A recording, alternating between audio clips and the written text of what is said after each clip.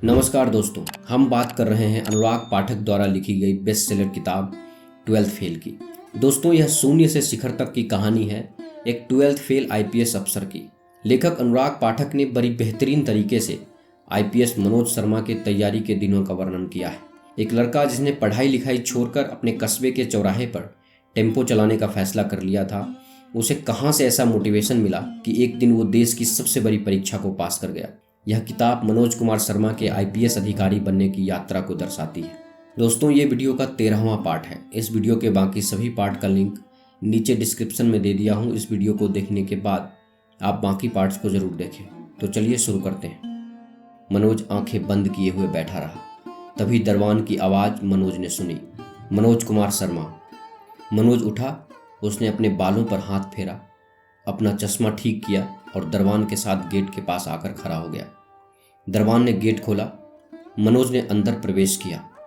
बाहर बैठकर कल्पना करने वाला दृश्य अब एकदम सामने था। कमरे में सामने एक बड़ी यू शेप की टेबल थी, जिसके पीछे 5 लोग बैठे थे। 4 लोग सूट में थे, जबकि एक बुजुर्ग से व्यक्ति धोती कुर्ता पहने बैठे थे। बीच में डॉक्टर अग्रवाल बैठे थे। मनोज ने कमरे में घुसते ही सबसे पहले सभी को नमस्कार किया और अपनी बैठने वाली कुर्सी के पास जाकर खड़ा हो गया। डॉक्टर अग्रवाल ने मनोज को बैठने का इशारा किया तो वह धन्यवाद कहकर बैठ गया। बोर्ड मेंबर के चेहरों पर मुस्कान थी। शायद वह जानते थे कि प्रतियोगी इस समय बहुत तनाव में होता है, इसलिए शुरुआती प्रश्न सरल और परिचयात्मक ही पूछे जाते हैं। डॉक्टर अग्रवाल ने मनोज से पूछा, अच्छा मनोज, तुम सिविल सर्विस में क्यों आना चाहते हो? तुम्हें प्रशासन में आने की प्रेरणा कहाँ से मिली? यह प्रश्न सरल था। इस प्रश्न का उत्तर देने के लिए किसी ज्ञान अथवा थ्योरी की आवश्यकता नहीं थी। मनोज ने 4-5 सेकंड सोचा। उसे जौरा के एसडीएम दुष्यंत सिंह याद आ गए, जिन्होंने उसे प्रशासनिक सेवा जाने के लिए प्रेरित किया था। उसने उत्तर देना प्रारंभ किया, सर, मैं अपने गांव में टेम्पो चलाता था। एक बार मेरा टेम्पो पुलिस ने पकड़ लिया। मैं एसडीएम दुष्यंत सिंह के पास गया। दुष्यंत सिंह सर की ईमानदार एवं त्वरित कार्रवाई देखकर मैं बहुत प्रभावित हुआ। तभी से मेरी इच्छा प्रशासनिक अधिकारी बनने की होने लगी। डॉक्टर अग्रवाल मनोज के उत्तर से प्रभावित नहीं हुए। मनोज, इस तरह की कहानी यहाँ आकर हर प्रतियोगी सुनाता है। दरअसल आप सिविल सेवा के माध्यम से समाज में रुतबा और पावर चाहते हैं। सरल सा दिखने वाला पहला प्रश्न ही उलझ गया। मनोज को उम्मीद नहीं थी कि उसके जीवन की इस सच्ची घटना को इंटरव्यू बोर्ड में झूठ मानकर खारिज कर दिया जाएगा। उसे समझ नहीं आ रहा था कि वह कैसे अपनी बात का यकीन दिलाए, इसलिए वह चुप हो गया। डॉक्टर अग्रवाल मनोज को चुप देखकर खुश हो गए। उन्होंने अपने दूसरे साथी से आगे सवाल पूछने का इशारा किया। दूसरा मेंबर, जो मनोज की फाइल पर बहुत देर से नजरें गड़ाए हुए था, उसने फाइल देखते हुए मनोज से पूछा, आपकी बीए में 2nd डिवीजन है, 12th में 2nd डिवीजन है, 10th आपने 3rd डिवीजन से पास की है। आप तो बहुत कमजोर स्टूडेंट रहे हैं। अचानक मेंबर का ध्यान फाइल पर किसी विशेष जगह पर गया। उन्होंने चौंकते हुए मनोज से कहा, आपने 12th 2 साल में किया है, क्यों? वही हुआ जिसका डर था, पर संकट का सामना करने की अपनी आदत को मनोज नहीं भूला। आज उसने सच बोलने का फैसला किया। उसे लगा कि सच ही वह ताकत है जो उसे आज बचा सकती है। मनोज ने अपनी बात मजबूती से कही, उस साल स्कूल में नकल नहीं हुई थी सर, इसलिए हिंदी को छोड़कर मैं सभी विषयों में फेल हो गया था, और नकल उन्हीं दुष्यंत सिंह ने नहीं होने दी थी, जिनसे मैं बहुत प्रभावित हुआ। मनोज को नहीं पता था कि उसके इस जवाब से मेंबर प्रभावित होंगे या उसे अयोग्य मानते हुए बाहर का रास्ता दिखा देंगे। तकनीकी क्षेत्र के विशेषज्ञ डॉक्टर अग्रवाल ने अपने जीवन में आईटी के बेहतरीन स्मार्ट लड़के देखे थे। ऐसे ही लड़कों को वह देश का भविष्य मानते थे। इंग्लिश मीडियम के लड़के ही देश का प्रशासन बेहतर चला सकते हैं, ऐसा डॉक्टर अग्रवाल मानते थे। पर आज उनके सामने एक 12th फेल लड़का बैठा था, जो अपने कैरियर में घिसटते हुए उन तक पहुंच गया था। डॉक्टर अग्रवाल मनोज के इस उत्तर से चौंक गए। उन्हें मनोज सिविल सर्विस के लिए एकदम अनफिट लगने लगा। उन्हें उम्मीद नहीं थी कि कोई लड़का इस तरह का जवाब आईएएस के इंटरव्यू में दे सकता है। अपनी कमजोरी मनोज ने खुद ही डॉक्टर अग्रवाल को सौंप दी थी। डॉक्टर अग्रवाल ने मनोज के दिए हथियार से ही उसका गला रेतना शुरू कर दिया। डॉक्टर अग्रवाल ने मनोज को घूर कर पूछा, आप नकल से 12th में पास करना चाहते थे? आज तक ऐसा लड़का हमारे सामने नहीं आया जो यह स्वीकार कर रहा हो कि उसने कभी चीटिंग करके पास होने की कोशिश की हो। पता नहीं कहां से मनोज के भीतर आत्मविश्वास पैदा हो गया था। वह डॉक्टर अग्रवाल के इस व्यवहार से घबराया नहीं, बल्कि उसने डॉक्टर अग्रवाल की आंखों में आंखें डालकर कहा, सर आप कभी भिंड मुरैना जाइए, वहां के स्कूल देखिए, आज भी नकल से बच्चे पास हो रहे हैं वहां। क्या इसमें उन बच्चों की गलती है या उस सिस्टम की जो वहां नकल नहीं रोक पाता? एक दुष्यंत सिंह ने 1 साल नकल नहीं होने दी और उन्हीं चीटिंग करने वाले बच्चों में से एक बच्चा अपनी मेहनत के बल पर आज आपके सामने बैठा है। अगर उस साल दुष्यंत सिंह नकल नहीं रोकते तो शायद मैं आज भी मुरैना से जौरा टेम्पो चला रहा होता। हमें अब एक नहीं कई दुष्यंत सिंह चाहिए और मैं वही बनने आपके सामने आया हूं। मनोज के इस जवाब से प्रभावित होकर बोर्ड के अन्य मेंबर आपस में बातचीत करने लगे। उनकी भाव मुद्रा देखकर ऐसा लग रहा था कि वे मनोज की बात से सहमत हैं, पर डॉक्टर अग्रवाल मनोज के इस भावप्रवण उत्तर से प्रभावित नहीं हुए। उन्होंने मनोज से आगे कहा, आप कुछ भी कहिए, पर मैंने आपका पूरा कैरियर देखा।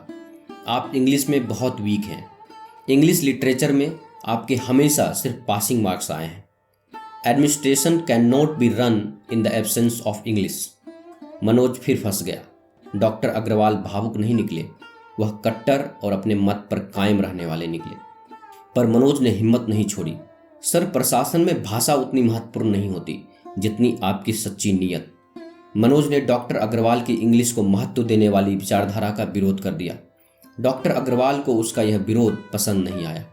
उन्होंने नाराजगी के स्वर में मनोज से कहा, no, this is an excuse to hide your ignorance in English. How can you serve the country with this weakness? English में कमजोर परीक्षार्थी से डॉक्टर अग्रवाल इंग्लिश में ही सवाल पूछ रहे थे। मनोज इंग्लिश में पूछे गए प्रश्न को समझकर उत्तर ढूंढने की कोशिश करने लगा। मनोज को कुछ देर सोच में डूबे हुए देखकर दूसरे मेंबर ने बड़े शालीन तरीके से मनोज से कहा, मनोज, सर यह कह रहे हैं कि यह अंग्रेजी में अपनी अज्ञानता को छुपाने का बहाना है। आप अपनी इस कमजोरी के साथ देश की सेवा कैसे करेंगे? मनोज की समझ नहीं आ रहा था कि वह क्या जवाब दे। इंग्लिश एक बार फिर मनोज की राह में कांटे बिछाने को तैयार थी। मनोज के माथे पर पसीने की कुछ बूंदें दिख रही थी। धोती कुर्ता पहने बुजुर्ग मेंबर ने मनोज को घबराया हुआ जानकर पूछा, मनोज आप पानी पीना चाहेंगे? उस मेंबर ने टेबल पर कांच के गिलास में रखे पानी की तरफ इशारा किया। मनोज ने पानी से भरे कांच के गिलास को देखा। उसकी हिम्मत नहीं हुई पानी पीने की। कुछ सेकंड खामोशी रही। डॉक्टर अग्रवाल के होठों पर मंद मंद मुस्कान तैर रही थी। उन्हें इंग्लिश में कमजोर छात्र को इंग्लिश के हथियार से घायल करने में मजा आ रहा था। मनोज कुछ विचार करते हुए एक टक पानी के गिलास को देखता रहा। फिर मनोज ने वह गिलास अपने हाथ में उठा लिया। फिर कुछ सोचकर वह डॉक्टर अग्रवाल से बोला, सर मैं यह पानी नहीं पी सकता। बोर्ड मेंबर मनोज के व्यवहार पर चौंक गए। एक मेंबर ने पूछा, पानी गंदा है क्या मनोज? मनोज ने विनम्रता से कहा, नहीं सर, पानी तो साफ है, पर मैं कांच के गिलास में पानी नहीं पीता, मुझे स्टील का गिलास पसंद है। डॉक्टर अग्रवाल मनोज के इस उत्तर को समझ नहीं पाए और नाराज होकर बोल पड़े, ये क्या बात हुई? तुम्हें पानी पीने से काम है या गिलास से? कोई भी गिलास हो, पानी तो वही रहेगा ना। मनोज ने बड़ी शालीनता से डॉक्टर अग्रवाल और दूसरे मेंबर से कहा, जी सर, यही मैं कह रहा हूँ। असली चीज पानी है, बर्तन नहीं। अगर पानी साफ है तो वह कांच के गिलास में है या स्टील में, कोई अंतर नहीं पड़ता। आपके विचार, आपकी भावनाएं, आपका ज्ञान यदि अच्छा है, श्रेष्ठ है, देश हित में है, तो यह अंतर नहीं पड़ता कि वह इंग्लिश माध्यम से प्रकट हो रहा है या हिंदी माध्यम से। इतना कहकर मनोज ने हाथ में पकड़े पानी के गिलास से पानी पीकर खाली गिलास टेबल पर रख दिया। मनोज के इस अप्रत्याशित उत्तर से सभी मेंबर आश्चर्यचकित रह गए। मनोज ने अपनी बात पूरी की, सर मैं जानता हूं कि इंग्लिश बहुत जरूरी है, इसलिए उसे सीखने की हमेशा मैंने कोशिश की है। पहली बार जब मैंने मुख्य परीक्षा दी थी तो टूरिज्म के स्थान पर टेररिज्म पर ऐसे लिखाया था और इंग्लिश में फेल हो गया था, पर उसके बाद 2 बार उसी इंग्लिश में पास भी हुआ। इसका अर्थ है कि मेरी इंग्लिश लगातार अभ्यास से बेहतर हो रही है। बुजुर्ग मेंबर के चेहरे पर चमक आ गई। उसके मुंह से अनायास निकल गया, वाह मनोज। मनोज को इस प्रोत्साहन से बल मिला, पर डॉक्टर अग्रवाल की नजरें नीचे रखे उसके सर्टिफिकेट पर टिकी रही। उनका इंग्लिश का पैना हथियार मनोज ने बेकार कर दिया था, लेकिन डॉक्टर अग्रवाल आसानी से छोड़ने वाले नहीं थे। उन्होंने मोर्चा बदलते हुए पूछा, आपसे पहले आईआईटी दिल्ली का विद्यार्थी इंटरव्यू के लिए आया था। वो 12th में अपने स्टेट का टॉपर भी था। उसके स्थान पर आपको सिलेक्ट क्यों करें, बताइए आप। मनोज का 12th फेल उसका पीछा ही नहीं छोड़ रहा था। उसे लग रहा था कि उसका पूरा इंटरव्यू 12th फेल पर ही खत्म होगा।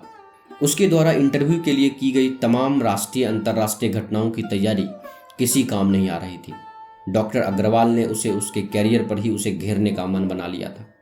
इस बार बोर्ड मेंबर ने 12th फेल लड़के की तुलना उसकी नज़र में हिंदुस्तान के सबसे योग्य विद्यार्थी से कर दी। मनोज ने जवाब दिया, क्योंकि मैं उस लड़के से अधिक योग्य हूँ।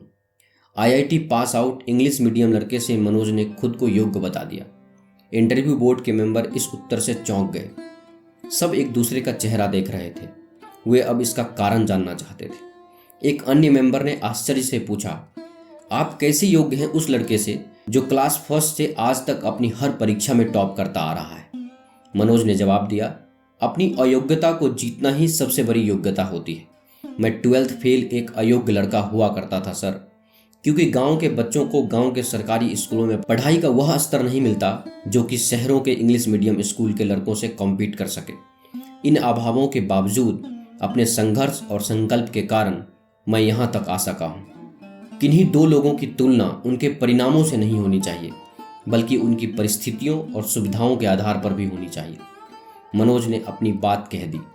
बोर्ड के दूसरे मेंबर मनोज की बात से सहमत होते हुए दिख रहे थे, लेकिन डॉक्टर अग्रवाल फिर टस से मस नहीं हुए। डॉक्टर अग्रवाल को शायद मनोज का उत्तर पसंद नहीं आया। उन्होंने कहा, यह सब अपनी अयोग्यता को छुपाने के बहाने हैं मनोज। जो लड़का मैथ और इंग्लिश के डर से उन्हें छोड़ देता है, वह क्या शासन में भी कठिन मौक़ों पर गिव अप नहीं कर जाएगा? आप लोगों को कुछ पूछना है? डॉक्टर अग्रवाल ने मनोज के उत्तर को सुने बिना दूसरे सदस्यों से कहा। एक दूसरे सदस्य ने मनोज से कहा, देखिए आप कुछ भी कहें, पर आपका कैरियर ग्राफ यह बता रहा है कि आप एक बहुत कमज़ोर विद्यार्थी रहे हैं। मुझे लगता है कि ऐसे कमज़ोर और असफल विद्यार्थी की सिविल सेवा में कोई जगह नहीं होनी चाहिए। सिविल सेवा में शार्प और टैलेंटेड लोग होने चाहिए। बताइए हम आप जैसे असफल लड़कों को क्यों चुने? क्योंकि असफलता जरूरी है। कोई भी बड़ी सफलता तब तक नहीं मिलती जब तक आप कई बार असफल नहीं हो जाते। इतना कहकर मनोज ने कुछ देर सभी मेंबर को एक नज़र देखा, फिर अपनी बात आगे बढ़ाई। थॉमस अल्वा एडिसन बल्ब बनाने के पहले हजारों बार असफल हुए। केवल एक सफलता से एडिसन टैलेंटेड नहीं कहलाए, बल्कि असफलताओं की सीढ़ियों पर चढ़ चढ़ कर गिर कर ही वे टैलेंटेड बन सके। तेंजिंग नार्गे एवरेस्ट को जीतने के पहले 7 बार असफल हुए थे। यदि वह पहली बार या दूसरी असफलता से निराश होकर घर बैठ जाते तो कभी एवरेस्ट फतह नहीं कर पाते।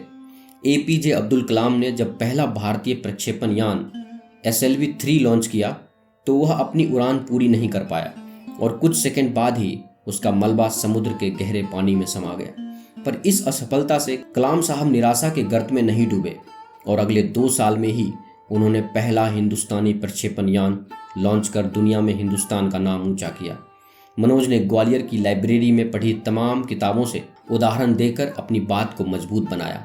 मनोज के इस जवाब का डॉक्टर अग्रवाल पर कोई प्रभाव नहीं पड़ा। उन्होंने मनोज के उत्तर में से ही अपने मतलब का प्रश्न ढूंढ लिया। अच्छा मनोज बताओ, सैटेलाइट लॉन्च व्हीकल फिजिक्स के किस सिद्धांत पर काम करता है? मनोज को इस तकनीक के बारे में कुछ नहीं पता था।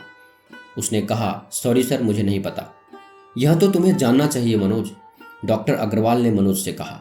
पर डॉक्टर अग्रवाल ने यह नहीं बताया कि मनोज को यह क्यों जानना चाहिए। मनोज चुप रहा। डॉक्टर अग्रवाल बहुत अनुभवी थे। उनके पास हथियारों की कोई कमी नहीं थी। उन्होंने मनोज पर नया हथियार आजमाया। आप हिंदी साहित्य के एक अच्छे लेक्चरर बन सकते हैं, पर जिले का प्रशासन टेक्नोलॉजी में माहिर लोग ही संभाले तो ही देश तरक्की करेगा। मनोज अब तक तकनीकी ज्ञान से लबालब भरे डॉक्टर अग्रवाल को प्रभावित नहीं कर सका था। साहित्य टेक्नोलॉजी के सामने हाथ बांधे खड़ा था।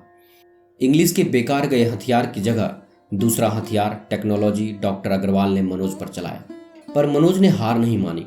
उसने कहा, सर, साहित्य का विद्यार्थी आपके विचार में जिला नहीं चला सकता, पर देश के प्रधानमंत्री इस समय एक साहित्यकार ही हैं।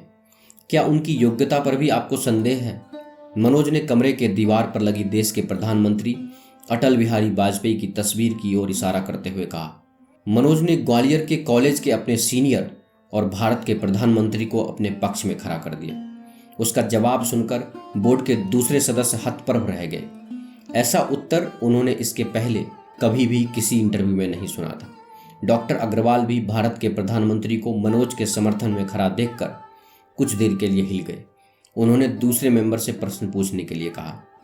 एक मेंबर ने मनोज से पूछा, मनोज, कल्पना करो यदि तुम किसी शहर के पुलिस कमिश्नर हो, कुछ आतंकवादी तुम्हारे शहर पर हमला करते हैं, बताओ तुम्हारी क्या रणनीति होगी।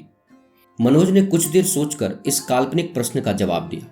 मैं हमेशा कुछ बुलेट प्रूफ गाड़ियां शहर के मुख्य स्थलों पर तैनात करूंगा, जिसमें आतंकवाद विरोधी दस्ते के जवान तैनात होंगे। ये तुरंत कार्रवाई करेंगे। यदि किसी स्थल पर हमला होता है तो उसी जगह उन आतंकवादियों को उलझाए रखूंगा जिससे वह शहर के दूसरी जगह ना जा सके। घायलों को तुरंत अस्पताल पहुंचाऊंगा। काल्पनिक प्रश्न का काल्पनिक जवाब सुनकर मेंबर ने मनोज से कहा, वेरी गुड मनोज। मनोज का जवाब समाप्त होते ही डॉक्टर अग्रवाल ने मनोज से कह दिया, मनोज अब तुम जा सकते हो, धन्यवाद।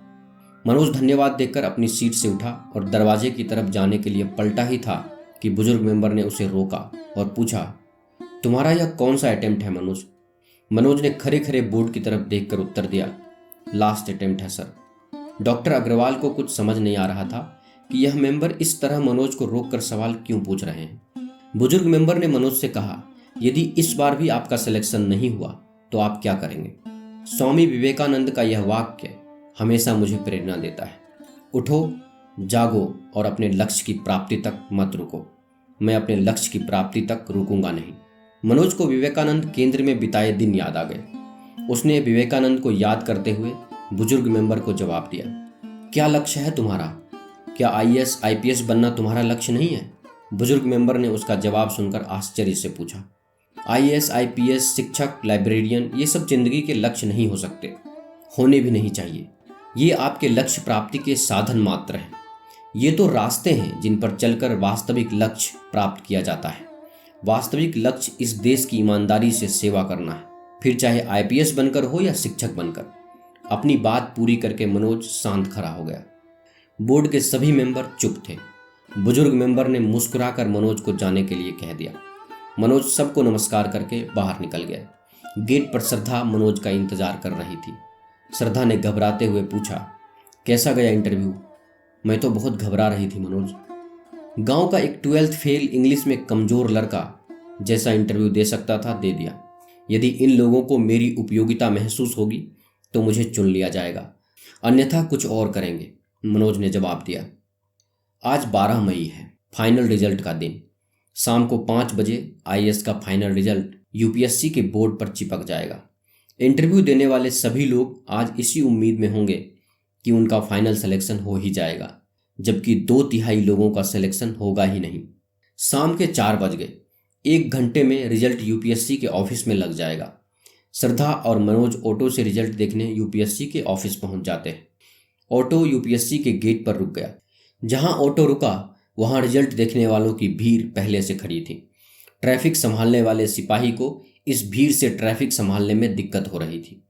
मनोज और श्रद्धा भी उस भीड़ के पास खड़े हो गए। सिपाही ने मनोज को लगभग धकेलते हुए आगे बढ़ने के लिए कहा। दोनों आगे बढ़ गए। यूपीएससी के गेट के नजदीक पहुंचते ही मनोज की धड़कनों ने अपनी गति बढ़ा दी। तभी यूपीएससी के कर्मचारी हाथ में रिजल्ट के पेज लिए नोटिस बोर्ड पर चिपकाने आते हैं। गेट के भीतर खड़े सभी लोगों को गेट के बाहर खदेड़ दिया गया। भीड़ गेट के बाहर निकल गई। कर्मचारियों ने गेट को अंदर से बंद कर नोटिस बोर्ड पर 5 मिनट में रिजल्ट चिपका दिया। मनोज को यह 5 मिनट जैसे 5 युग लग रहे थे। गेट खुलते ही भीड़ लगभग दौड़ते हुए गेट के अंदर घुस गई। रिजल्ट देखकर कोई खुशी से नाच रहा है, कोई रो रहा है, कोई जमीन पर माथा पकड़े बैठा है, कोई बेहोश हो गया है। मनोज की हिम्मत नहीं हुई रिजल्ट देखने की। उसने श्रद्धा को रिजल्ट देखने के लिए भेजा और खुद गेट के बाहर खड़ा रहा। अब सब कुछ श्रद्धा की हाँ या ना पर निर्भर है। मनोज सांस रोककर बस श्रद्धा का इंतजार कर रहा था। तभी उसे सामने से श्रद्धा आती हुई दिखाई दी। श्रद्धा धीरे धीरे उसके नजदीक आ गई। उसके चेहरे पर गंभीरता थी। श्रद्धा का यह रूप देखकर मनोज का दिल धक से रह गया। वह समझ गया कि श्रद्धा कोई बुरी खबर सुनाने वाली है। उसने श्रद्धा से कहा, क्या हुआ श्रद्धा, जल्दी बताओ। उसकी बेचैनी उसके चेहरे से साफ झलक रही थी। श्रद्धा ने बुझे हुए शब्दों में कहा, मनोज। इतना कहकर श्रद्धा कुछ देर रुकी, 3-4 सेकंड तक वह मनोज का निराशा में डूबता चेहरा देखती रही। फिर अचानक श्रद्धा लगभग चीखते हुए बोली, तुम आईपीएस बन गए हो मनोज। मनोज को अपने कानों पर यकीन नहीं हुआ। उसने श्रद्धा से कहा, क्या कहा श्रद्धा, फिर से कहो। श्रद्धा ने उसी उत्साह में फिर से यही वाक्य दोहराया, मनोज तुम आईपीएस बन गए हो। मनोज को अभी भी यकीन नहीं हो रहा था। उसने जल्दबाजी में कहा, क्या तुमने सही रोल नंबर देखा है? क्या नाम से भी देखा है? कोई गलत रोल नंबर तो नहीं देख लिया? पर श्रद्धा ने एकदम सही रोल नंबर देखा था। मनोज अब अपना रिजल्ट पूरी दुनिया को बताना चाहता था। उसने सबसे पहले अपने पिता को फोन किया। पिता झाबुआ में सस्पेंड थे। पिता ने फोन उठाया तो मनोज ने कहा, पापा मेरा रिजल्ट आ गया, मैं आईपीएस बन गया। उन्होंने भारी और गंभीर आवाज में मनोज से कहा, अच्छा आईपीएस में हो गया? अब साले इस डिप्टी डायरेक्टर को नहीं छोड़ूंगा, बर्बाद करके ही मानूंगा। अब बताऊंगा साले को कि एक आईपीएस का बाप क्या होता है। मनोज के चेहरे पर पिता के व्यवहार पर एक हल्की मुस्कान तैर गई। अश्विन का फाइनल सिलेक्शन नहीं हुआ था। मनोज ने गेट के पास निराश खड़े अश्विन को सांत्वना दी और कहा कि अगले साल वह जरूर सिलेक्ट हो जाएगा। अश्विन दुखी होकर ऑटो में बैठकर चला गया। श्रद्धा और मनोज दोनों ने वापस नेहरू विहार जाने के लिए ऑटो रोका और उसमें बैठ गए। पास में वही सिपाही खड़ा हुआ था जिसने मनोज को धकेला था। सिपाही ने उत्सुकतावश मनोज से पूछा, क्या रिजल्ट रहा? मनोज ने कहा, आईपीएस। मनोज का जवाब सुनकर सिपाही ने मनोज को एक सैल्यूट मारा। मनोज आश्चर्य से सिपाही को देखता रहा। एक ही दिन में एक रिजल्ट से दुनिया का नजरिया उसके लिए कितना बदल चुका था। वह ऑटो से उतरा और उसने अनजान सिपाही को गले लगा लिया। मनोज की आंखें भीग गई थी। सिपाही भी गले लगाने वाला आईपीएस से पहली बार मिल रहा था। ऑटो नेहरू विहार की ओर चल दिया। ऑटो में मनोज की आंखें चमक रही थी और बाल लहरा रहे थे।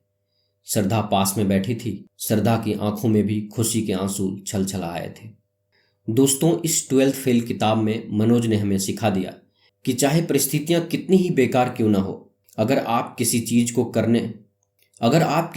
को करने का ठान लें तो कुछ भी असंभव नहीं। उसका लाइब्रेरी में काम करना, आटे की चक्की में काम, बर्तन धोना, कुत्तों को टहलाने का काम करना हमें यही सिखाता है कि हारा वही जो लड़ा नहीं। दोस्तों, यह थी 12th फेल बुक की समरी। यह समरी आपको कैसी लगी कृपया हमें नीचे कमेंट बॉक्स में कमेंट करके ज़रूर बताएं। अगर आपको यह समरी अच्छा लगा हो तो इसे अपने दोस्तों और फैमिली मेम्बर के साथ अवश्य शेयर करें और हमारे लेटेस्ट वीडियो को देखने के लिए हमारे YouTube चैनल बुक्स प्ले को सब्सक्राइब करें। धन्यवाद।